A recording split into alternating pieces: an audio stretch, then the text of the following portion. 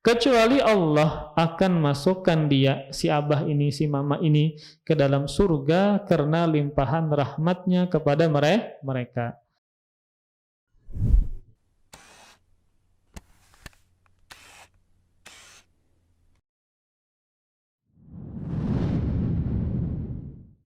Assalamualaikum warahmatullahi wabarakatuh.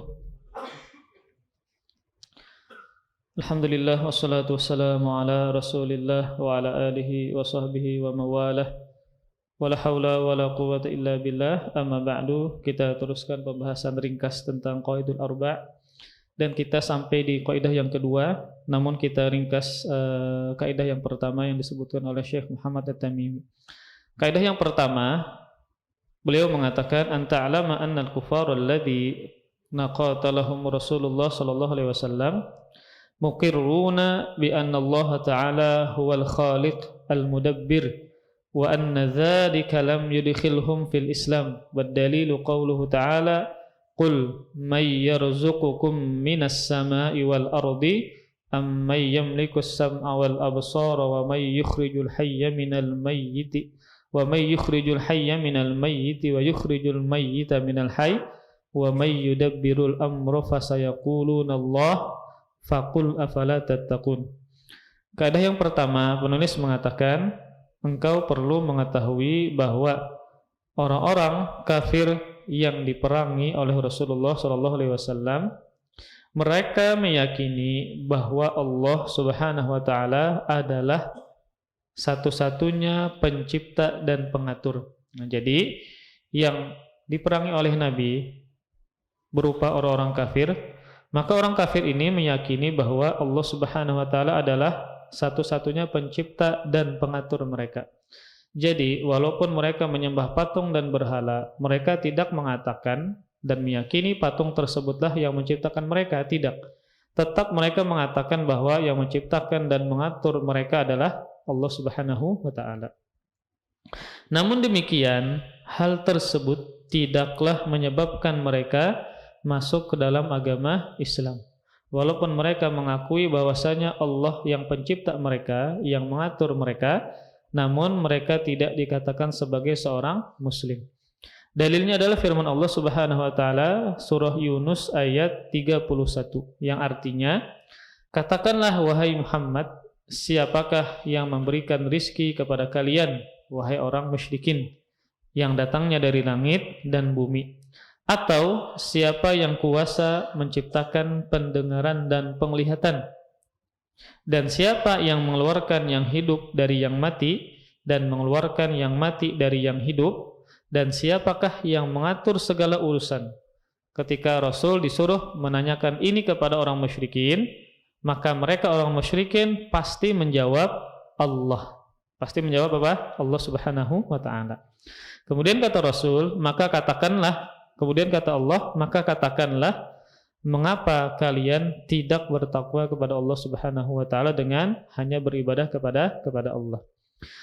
Maka kaidah yang pertama ini, bahwa orang-orang musyrikin Arab, mereka sebenarnya mengakui rububiyahnya Allah Subhanahu wa taala. Namun pengakuan tersebut tidak menjadikan mereka dikatakan sebagai seorang muslim. Padahal orang-orang musyrikin ini mereka juga beribadah kepada Allah Subhanahu wa taala seperti ibadah haji dan umrah. Ada sebagian ibadah yang mereka tetap kerjakan. Di antaranya adalah ibadah haji dan umrah. Namun ibadah haji dan umrah mereka ini ada penyimpangan dan kesyirikan. Di antara bentuk penyimpangan mereka tatkala haji dan umrah adalah mereka meyakini bahwa pakaian yang mereka bawa kemudian mereka ingin tawaf itu adalah pakaian yang penuh dengan kemaksiatan. Pakaiannya apa? Mereka meyakini penuh dengan kemaksiatan, sehingga mereka harus mengganti pakaian yang lain. Kemudian ketika mereka tidak mendapatkan pakaian untuk mengganti pakaian mereka, maka mereka akan tawaf sambil apa? Sambil telanjang. Ini adalah penyimpangan yang terjadi di orang musyrikin ketika mereka haji dan umrah. Kemudian juga di antara penyimpangan mereka saat haji adalah ketika bertalbiyah. Nah, ternyata talbiyah mereka ditambah dengan lafaz kesyirikan. kalimat kesyirikan.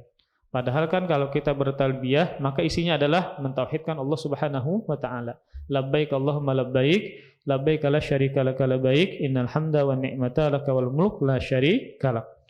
Maka itu adalah lafaz talbiyah yang isinya penuh dengan mentauhidkan Allah Subhanahu wa taala. Namun ketika mereka bertalbiyah ya, mereka mengatakan labbaik la syarika lak, aku penuhi panggilanmu wahai zat yang tidak ada sekutu bagimu. Nah, kemudian Rasulullah sallallahu alaihi wasallam bersabda, celakalah kalian, cukuplah ucapan tersebut dan jangan diteruskan.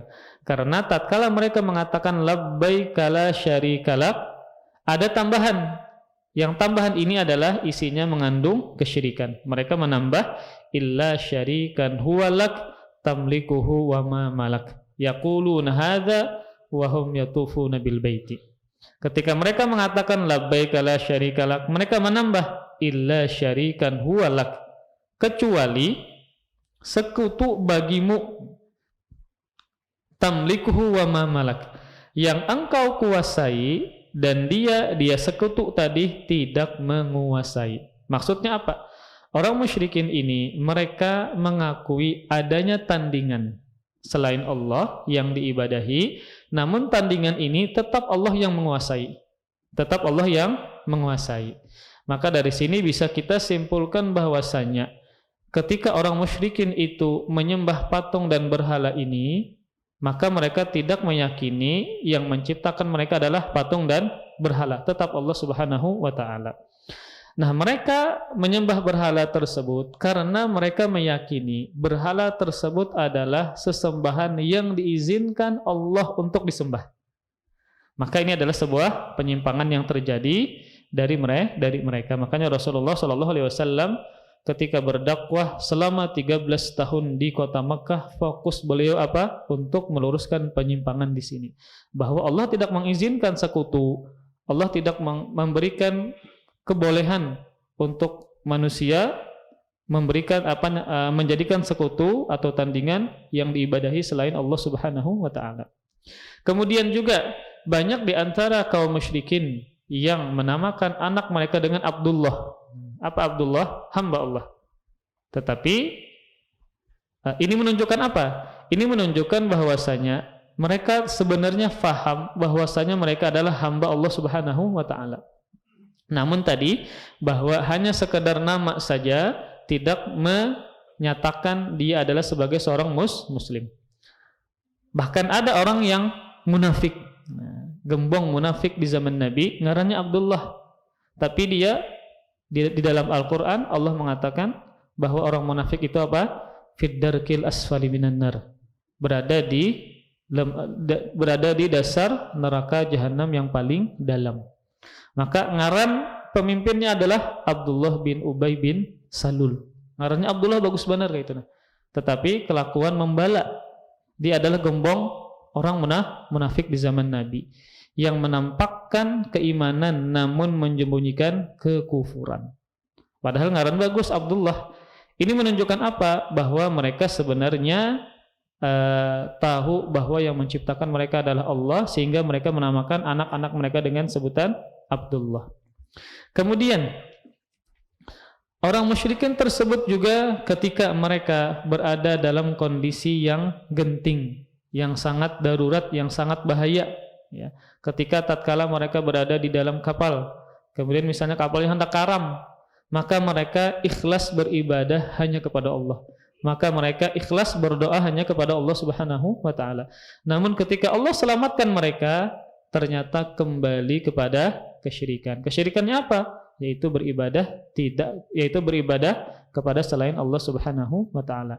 Nah, ini menunjukkan walaupun mereka haji, walaupun mereka tatkala kondisi genting ikhlas berdoa hanya kepada Allah, walaupun mereka menamakan anak-anak mereka dengan Abdullah tadi, tetap mereka dikatakan sebagai orang musyrikin, bukan orang muslim. Kenapa? Karena mereka hanya mengakui Allah sebagai pencipta, pengatur, memiliki alam semesta, tanpa hanya beribadah kepada Allah Subhanahu wa taala. Itu kaidah yang pertama.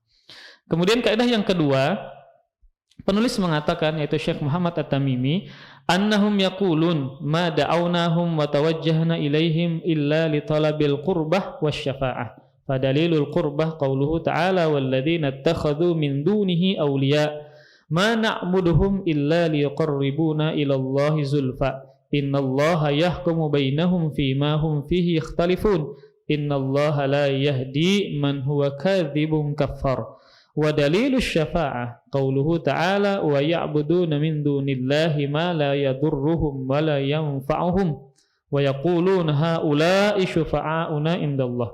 Wasyafa'atu syafa'atun manfiyah wa syafa'atun musbatah. Fasyafa'atul manfiyah ma kanat tutlab min ghairillah fi ma la yaqdiru alaihi illallah. Wad dalilu qauluhu ta'ala ya ayyuhalladzina amanu anfiqu mimma razaqnakum min qabli an ya'tiya yawmul la bay'un fihi wala khullatu wala syafa'ah wal kafiruna humudz zalimun. Wasyafa'atul musbatah hiya allati tutlab min Allah wasyafi' mukarramun bisyafa'ah wal masyfu'u lahu man radiyallahu qawlahu wa amalahu ba'dal idzni kama qala ta'ala man dzalladzi yashfa'u 'indahu illa bi'idzni. Kaidah yang kedua, penulis mengatakan, mereka, maksudnya adalah musyrikin Arab. Mereka mengatakan, tidaklah kami berdoa dan menghadap kepada mereka berhala-berhala tersebut, kecuali dalam rangka mencari kedekatan kepada Allah dan minta syafaat. Jadi ini alasan kenapa mereka menyembah berhala. Alasannya adalah dua, agar mereka semakin dekat dengan Allah, supaya mereka semakin dekat dengan Allah. Yang kedua, agar berhala tadi di hari kiamat memberikan syafaat kepada mereka. Firman Allah Subhanahu wa taala yang artinya di surah Az-Zumar ayat 3. Dan orang-orang yang mengambil sesembahan selain Allah, mereka mengatakan, yaitu musyrikin Arab, kami tidak menyembah mereka berhala, melainkan supaya mereka mendekatkan kami kepada Allah dengan sedekat-dekatnya. Sesungguhnya Allah akan memutuskan di antara mereka tentang apa yang mereka berselisih padanya. Sesungguhnya Allah tidak menunjuki orang-orang yang pendusta dan sangat ingkar. Adapun dalil tentang syafaat adalah firman Allah Subhanahu wa taala. Jadi mereka menjadikan berhala ini sebagai pemberi syafaat mereka di hari kiamat di sisi Allah. Dan mereka menyembah selain Allah apa yang tidak dapat mendatangkan kemudaratan kepada mereka dan tidak juga mendatangkan manfaat.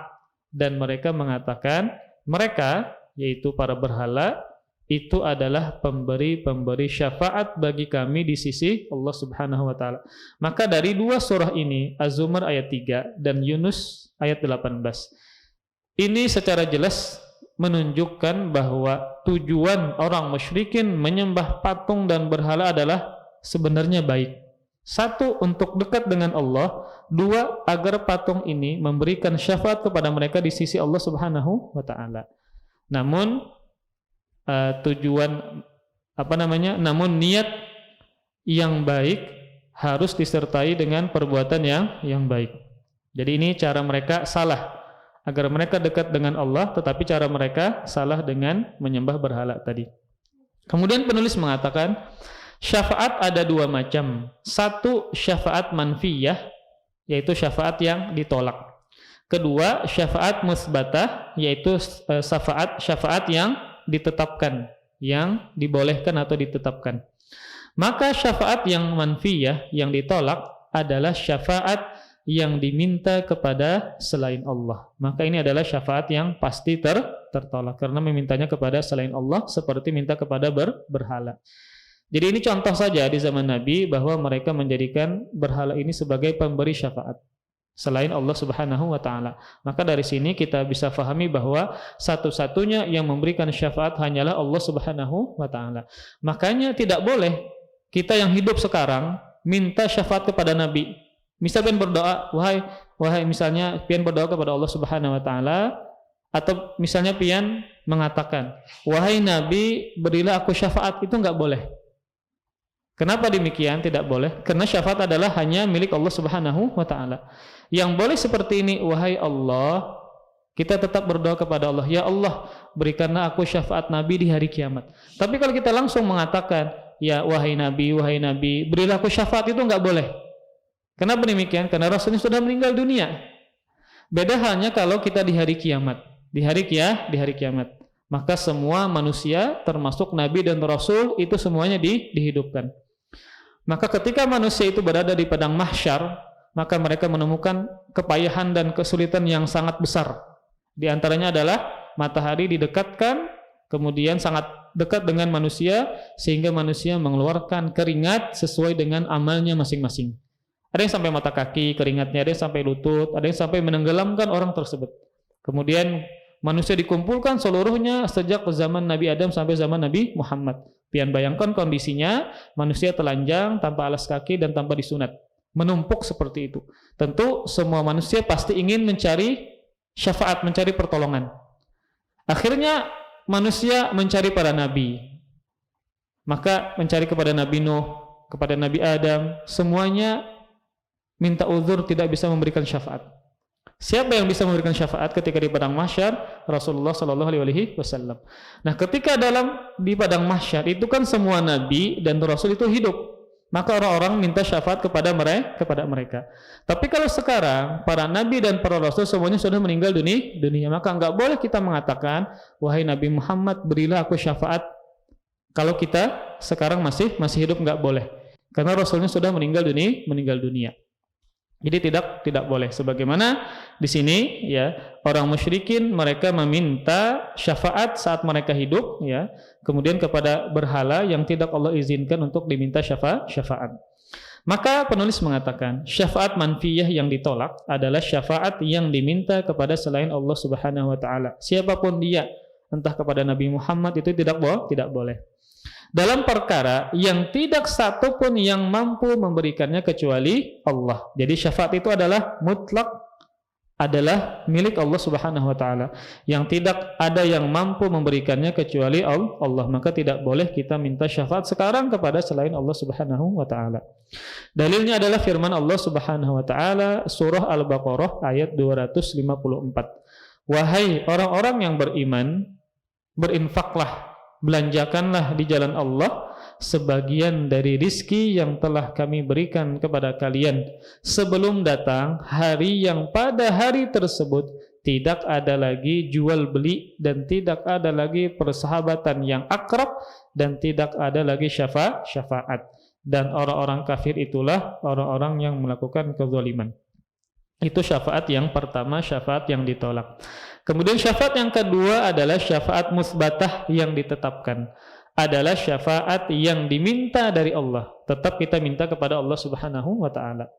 Pemberi syafaat tersebut seperti Nabi Muhammad ya, sebagian amal soleh seperti puasa, baca Quran itu adalah amal-amal yang memberikan syafaat. Pemberi syafaat tersebut dimuliakan oleh Allah dengan syafaat tersebut. Sedangkan yang diberikan syafaat adalah orang yang Allah ridhoi, baik ucapannya dan perbuatannya, sesudah Allah mengizinkannya. Sebagaimana firman Allah di surah Al-Baqarah ayat 255, tidak ada yang dapat memberikan syafaat di sisi Allah tanpa izin darinya. Maka di sini disimpulkan bahwa syarat syafaat itu ada dua. Yang pertama adalah izin Allah kepada si pemberi syafaat.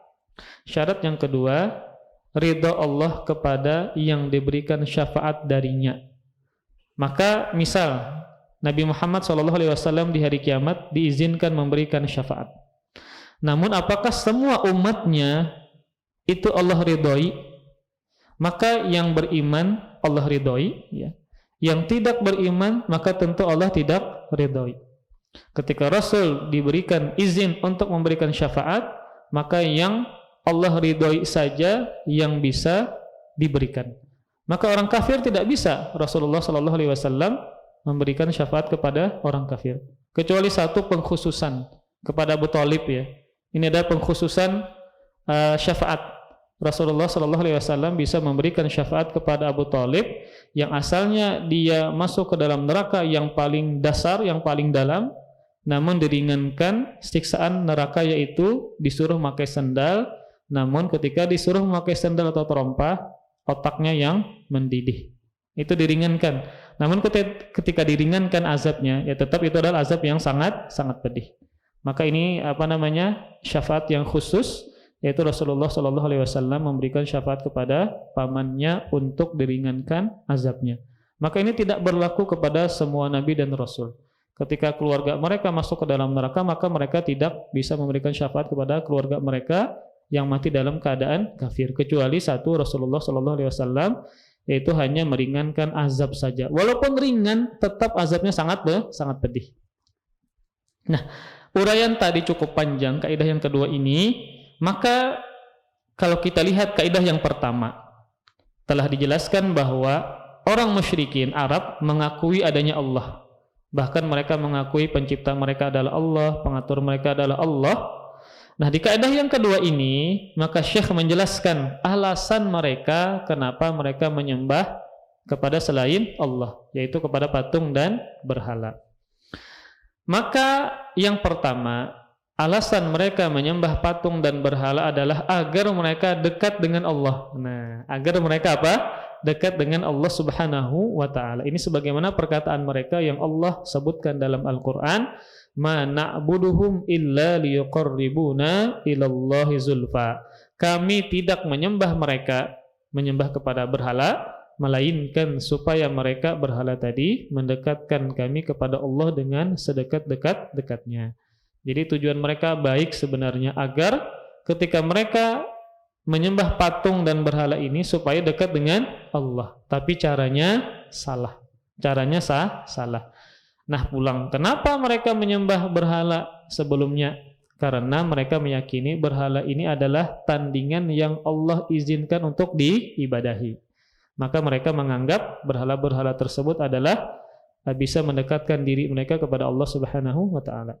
Kemudian alasan kedua kenapa mereka menyembah berhala, mereka meyakini bahwa berhala tersebut bisa memberikan syafaat bagi mereka di sisi Allah.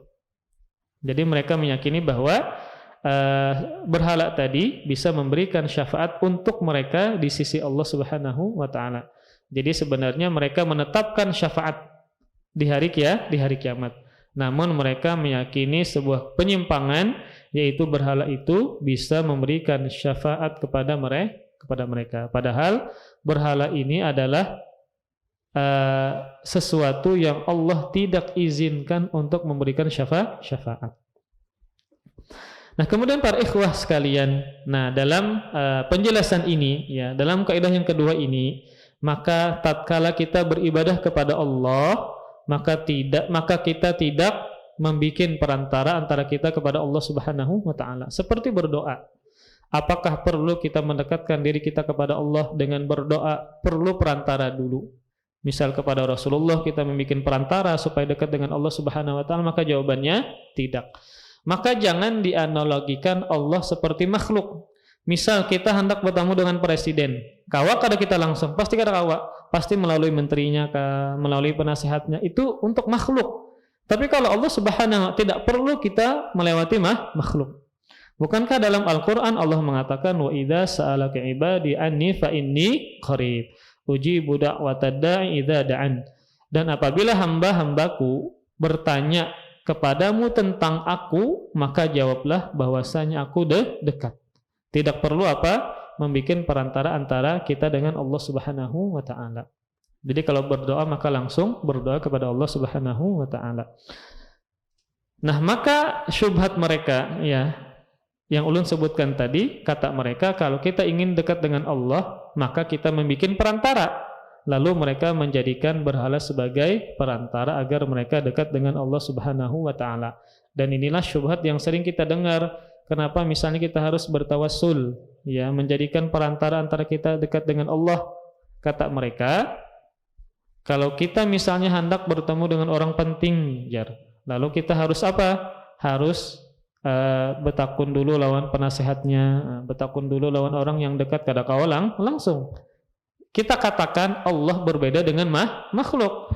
Memang kalau kita hendak bertemu raja, kada kawalang langsung, pasti mencari wasilah dulu supaya kau bertamu. Ya, entah wakil sidin kah, kita pandiri atau supir sidin kah kita pandiri, baru bisa bertemu. Itu kalau makhluk. Tapi kalau Allah Subhanahu wa taala maka tidak perlu perantara, ya, maka tidak perlu perantara. Allah Subhanahu wa taala mengatakan tentang doa, ya. Maka kata Allah Subhanahu wa taala, Allah langsung mengatakan ud'uni astajib lakum.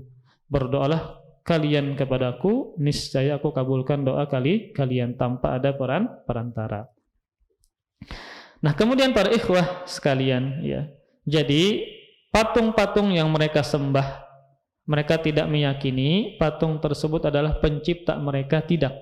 Tetapi ketika mereka beribadah kepada patung ini, maka mereka ingin dekat dengan Allah dan juga ingin agar patung ini memberikan syafaat kepada mereka di sisi Allah Subhanahu wa taala. Kemudian penulis membahas tentang masalah syafaat. Maka penulis mengatakan syafaat terbagi dua, ada syafaat yang tertolak, yang kedua syafaat yang ditetapkan. Maka syafaat yang ditetapkan adalah syafaat yang memenuhi dua persyaratan. Syafaat yang ditetapkan yang memenuhi dua persyaratan. Yang pertama adalah izin Allah kepada yang memberikan syafaat. Misal Rasulullah SAW, maka beliau adalah sosok yang diizinkan untuk memberikan syafaat. Jadi ketika berkaitan dengan syafaat, ada syafaat yang khusus yang hanya Rasul yang Allah berikan. Seperti tadi memberikan keringanan azab bagi orang kafir kepada Abu Thalib. Itu adalah syafaat khusus hanya Nabi yang diberikan. Di antara syafaat yang khusus juga adalah ketika kita berada di padang mahsyar. Ketika para manusia mendatangi para nabi untuk diminta tolong, maka semuanya minta uzur. Kemudian ketika mereka datang kepada Rasulullah SAW, maka Rasul mengatakan, iya, saya memberikan syafaat kepada kalian. Ketika di padang mahsyar itu kita menunggu untuk dihisab, ya, untuk ditimbang amal, itu sangat lama menunggunya. Kemudian dalam kondisi yang sangat genting dan sangat berbahaya.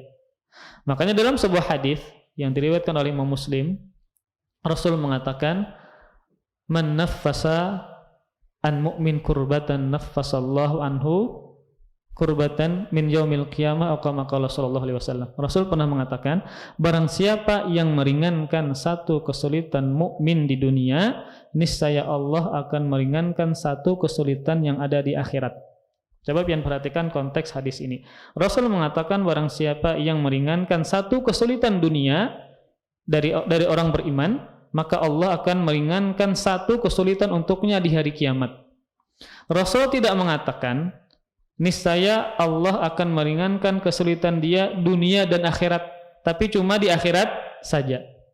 Kan Rasul mengatakan barang siapa yang meringankan satu kesulitan orang beriman, niscaya Allah akan meringankan satu kesulitan untuknya di hari kiamat. Jadi ketika kita meringankan, maka tidak di dunia tetapi di akhirat. Kenapa demikian? Karena kesulitan yang ada di akhirat itu jauh lebih besar dibandingkan kesulitan di dunia. Maka kesulitan dunia, Allah menjamin Allah tidak akan memberikan kesulitan yang di atas kemampuan dia. Ketika kita dapat musibah, pasti kita mampu menghadapi. Tetapi kalau di akhirat, maka kesulitannya luar biasa.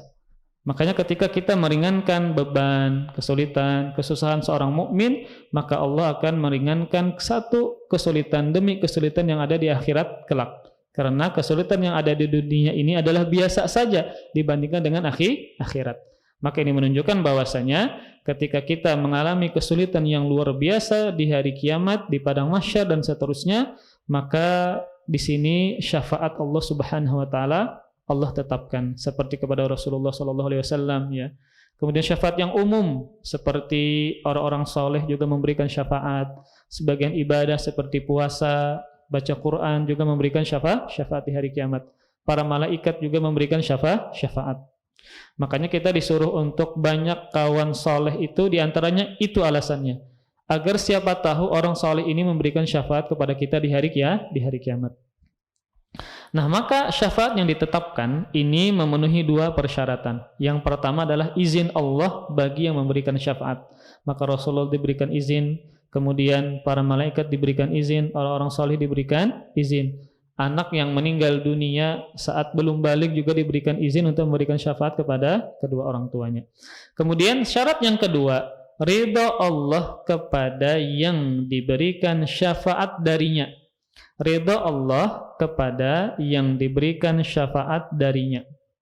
Jadi misal Allah memberikan syafaat kepada Rasulullah SAW, maka kan Rasul yang diizinkan. Kemudian Rasul memberikan syafaat kepada umatnya. Nah pertanyaannya, apakah umatnya ini diridhoi atau tidak? Nah, kalau dia mati dalam keadaan kafir, maka Rasulullah pun tidak bisa memberikan syafaat. Jadi maksud dari syarat yang kedua, ridha Allah kepada yang diberikan syafaat darinya, yaitu misal tadi skemanya, Allah berikan syafaat, Allah izinkan Rasul untuk memberikan syafaat. Kemudian Rasul memberikan syafaat kepada umatnya. Nah, umatnya ini yang dimaksud dengan yang diberikan syafaat darinya. Apakah umatnya ini diridhoi Allah atau tidak? Kalau dia mati dalam keadaan kafir, maka Allah tidak ridhoi, maka Rasul tidak bisa memberikan syafaat. Nah, kemudian para ikhwah sekalian, ya, Nabi Muhammad SAW meminta agar diberikan izin untuk memberikan syafaat. Maka ketika Rasulullah SAW ya sujud dalam waktu yang lama, ya, kemudian Rasulullah SAW diberikan syafaat, ya. Allah Subhanahu wa taala menceritakan tentang kondisi di hari kiamat. Ini terdapat dalam surah Toha ayat 108. Kata Allah Subhanahu wa taala, "Yauma idzi yattabi'una ad-da'iya la iwajalah wa khashatil aswatu lirrahman fala tasma'u illa hamsa yauma idzil la tanfa'u syafa'atu illa man adzina lahur rahmanu wa radiya lahu qaula." Kata Allah Subhanahu wa taala, pada hari itu, hari kiamat maksudnya, manusia mengikuti penyeru dengan tidak berbelok-belok, dan berendahlah semua suara kecuali kepada Tuhan yang Maha Pemurah. Maka engkau tidak mendengar kecuali bisikan saja. Pada hari tersebut tidak berguna syafaat kecuali syafaat orang yang Allah yang Maha Pemurah telah izinkan kepadanya dan dia telah meridhai perkataannya. Ini tentang dua syarat, bahwa syarat syafaat yang ditetapkan adalah satu, izin Allah, yang kedua ridha Allah kepada yang diberikan syafaat darinya. Kemudian, ya, Rasulullah SAW ya bersujud kepada Allah, menunggu izin dari Allah Subhanahu wa taala, sampai Allah berkata kepada Rasulullah SAW dalam hadis yang qudsi, kata Allah Subhanahu wa taala, "Irfa' ra'sak wasal tu'tah wa qul yusma' washfa' tushaffa' fa arfa'u ra'si fa ahmaduhu bi tahmidin yu'allimunihi thumma ashfa'." Nah, kata Allah Subhanahu wa taala ketika Rasulullah bersujud kepada Allah, menunggu izin dari Allah Subhanahu wa taala. Kemudian Allah mengatakan, "Angkatlah kepalamu wahai Muhammad dan mintalah, maka engkau akan diberikan, dan berbicaralah, maka engkau akan didengarkan, dan mintalah syafaat kepada siapa? Kepada Allah, maka engkau akan diberi. Maka aku mengangkat kepalaku," kata Rasul, "dan memujinya dengan pujian yang diajarkan kepadaku, kemudian aku memberikan syafaat."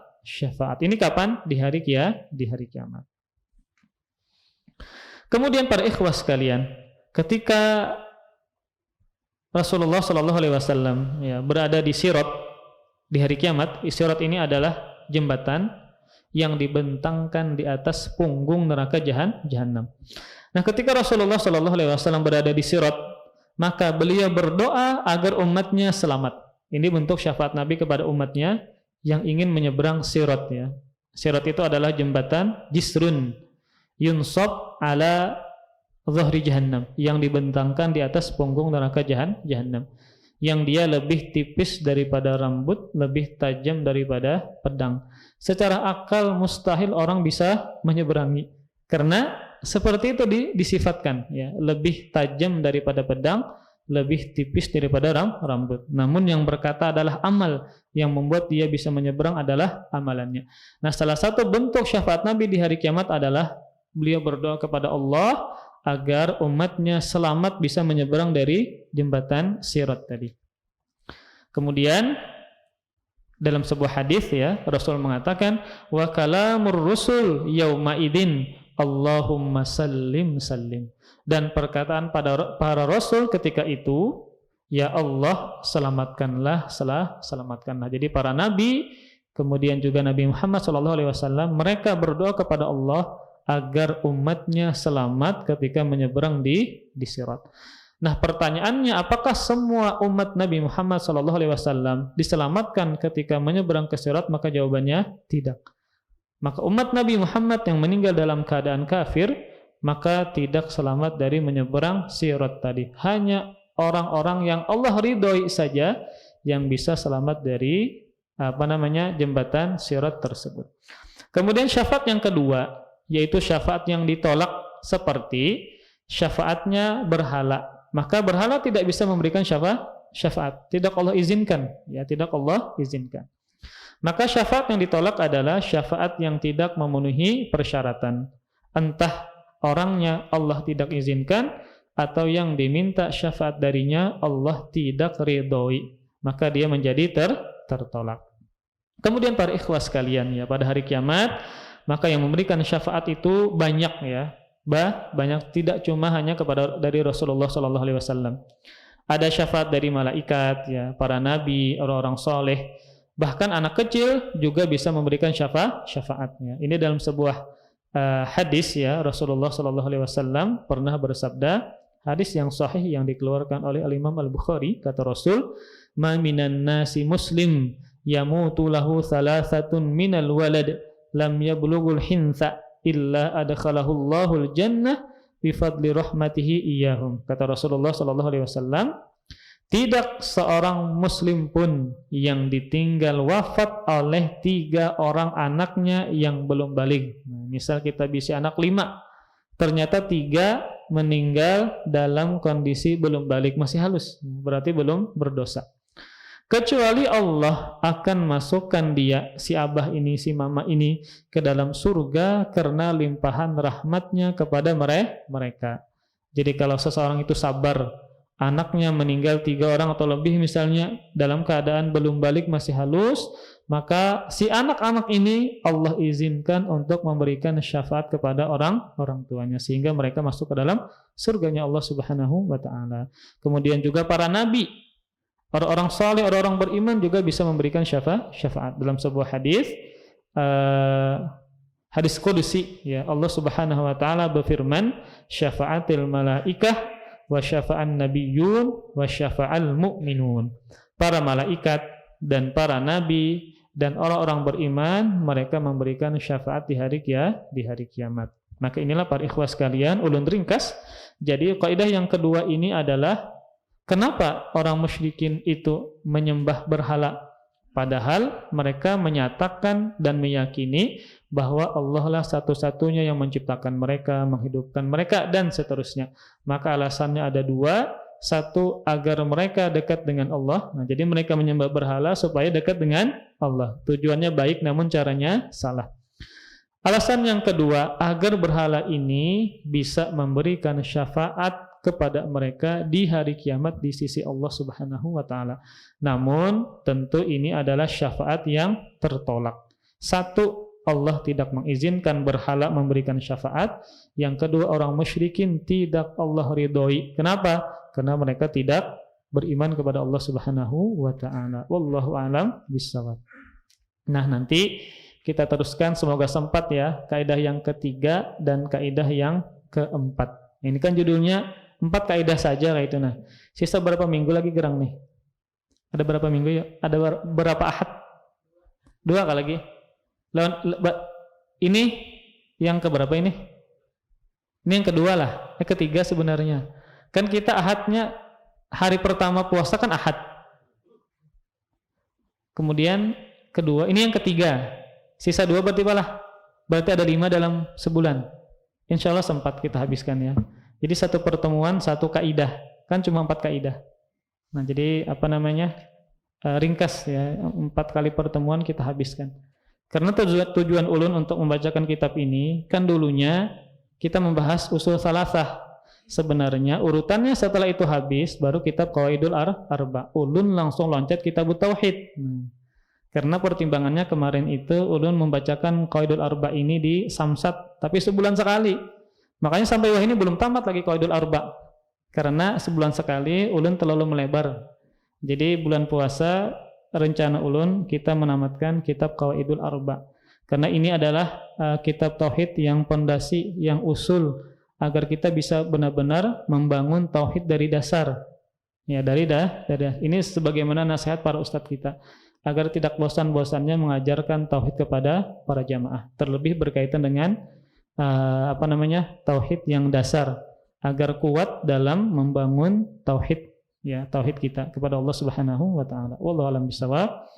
Kita akhiri dengan kafaratul majlis. Subhanakallahumma bihamdika asyhadu an la ilaha illa anta astaghfiruka wa atubu ilaik. Wassalamualaikum warahmatullahi wabarakatuh. Terima kasih. Jazakumullah khairan wa barakallahu fikum. Video ini dibuat atas partisipasi dari donasi Anda. Semoga menjadi amal jariah bagi Anda semuanya.